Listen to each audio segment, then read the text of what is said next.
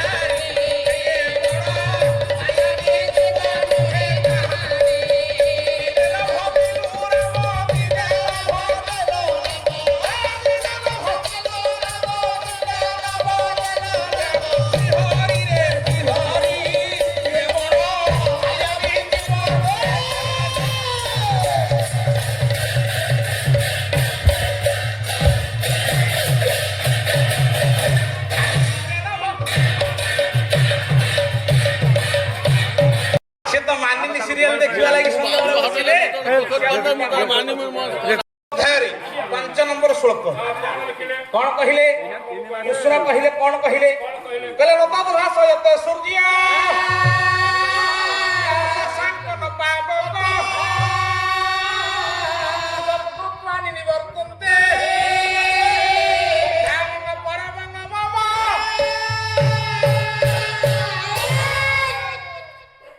କୁମାରୀ ନତତ ଭାଷୟତେ ସୂର୍ଯ୍ୟ ଯୋଉ ଜାଗାକୁ ସୂର୍ଯ୍ୟର କିରଣ ପଡି ପାରେ ନା ନ ଶଶାଙ୍କ ଶଶାଙ୍କ କହିଲେ ମୁଁ ଅଙ୍ଗନବାଡିରେ ପଢିକି ଏବେ ଆଇଛି ନ ଶଶାଙ୍କ ନ ପାବକ ଯୋଉଠି ଶଶାଙ୍କ କହିଲେ ଚନ୍ଦ୍ରର ଛାୟା ପଡି ପାରେନି ଏ ମା ସୂର୍ଯ୍ୟର କିରଣ ପଡି ପାରେନି ସେ ଜାଗାଟା ଯତ୍କୃତ୍ୱାନି ନିବର୍ତ୍ତନ୍ତେ ତଦ୍ଧାମ ପରମ ଯୋଉଠାରେ ସୂର୍ଯ୍ୟ କିରଣ ପଡିବନି ଚନ୍ଦ୍ରର ଛାୟା ପଡିବନି ବାପା ସେ ଜାଗାର ରଙ୍ଗ କଣ ସେଠି ପବନ ବି ଯାଇପାରିବନି ସେ ଘର ଗୋଟାଏ ଘର ତିଆରି କରିବେ ସ୍କାଏ ଲାଇଟ ରଖିବେନି ଝରକା ରଖିବେନି କବାଟ ଦେଇ ଆଣିବେ ଲାଇଟ ତା ଭିତରେ ଦେବେନି ସୂର୍ଯ୍ୟ କିରଣ କି ଚନ୍ଦ୍ରର ଛାୟା ପଡିବନି ତା ଭିତରଟା ଅନ୍ଧାର ରୂପ କଣ ହବ ବ୍ଲାକ୍ ବ୍ଲାକ୍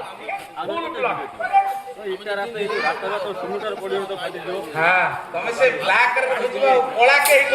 ବଞ୍ଚୁ ଓଡିଆ ସାହିତ୍ୟ ବଞ୍ଚୁ ଏ ଛୁଆ ବ୍ଲାକ୍ କହୁଛ ଠିକ ଅଛି ତମ ସ୍କୁଲରେ ପ୍ରାର୍ଥନା ହଉଛି କଣ ପ୍ରାର୍ଥନା ହଉଛି ଆୟ ଦୟାମୟ ବିଷୟ ହଉଛି ନା ପାଠ ସେ ପଢୁଛ ନା ତାର ରଚୟିତା କି ଲେଖକ କିଏ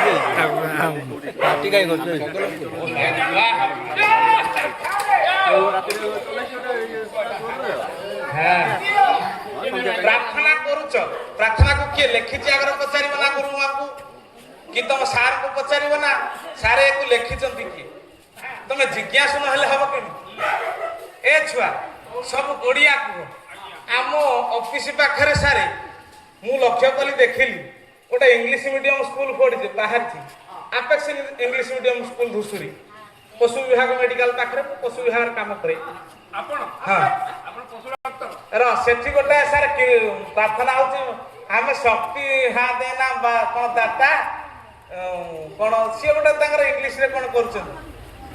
ଇଏ ବାପା ମୁଁ କହିଲି ଇଏ କୁଆଡେ ଗଲା ସଭ୍ୟତା କୁଆଡେ ଗଲା ସମାଜ ନାଇଁ ସେ କଥା ନୁହଁ ବାପାରେ ଯଦି ହେଲେ ଜଗତ ରୂପକ ରାଧା ନାଥ ରୂପରେ ହରିନାଥ ହେଲେ କଳା କାଇଁ ଯୋଉଠି ସୂର୍ଯ୍ୟ କିରଣ ପଡିବନି ଚନ୍ଦ୍ରର ଛାୟା ପଡିବନି ସେ ରଙ୍ଗ ହଉଛି କଳା ଜଗନ୍ନାଥଙ୍କର ରୂପ ହେଲା କାଳିଆ କୃଷ୍ଣଙ୍କର ରୂପ ହେଲା କାଳିଆ ତାକୁ ଓଡିଆରେ ପ୍ରମାଣ କଲେ କିଏ ଆପଣଙ୍କର ସନ୍ଥ କବି ଭୀମ ଭୋଇ କଣ କହିଲେ କିରେ ଏ ବ୍ରହ୍ମ ଅଛି ଯେଉଁଠାରେ ବ୍ରହ୍ମ ଅଛି ଯେଉଁଠାରେ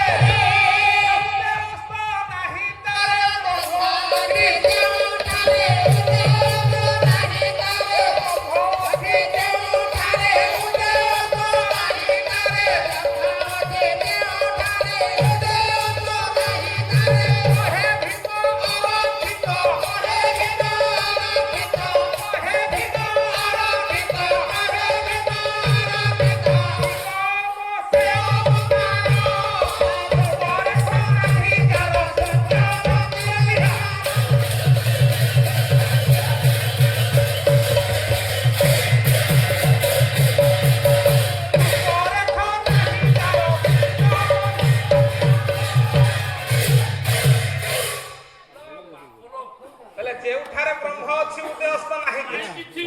ହଁ ଯୋଉଠାରେ ବ୍ରହ୍ମ ଅଛି ସାର୍ ସେଠି ଉଦୟ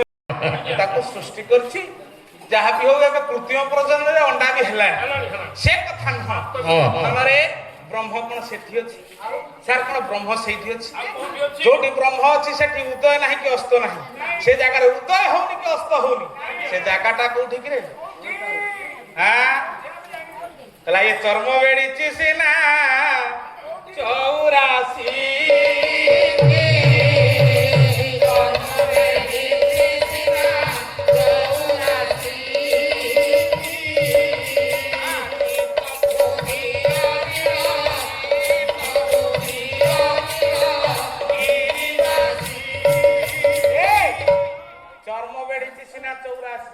ଏ 84 ନର୍କକୁଣ୍ଡରୁ ଉଦ୍ଧାର ପାଇବା ପାଇଁ ମଣିଷ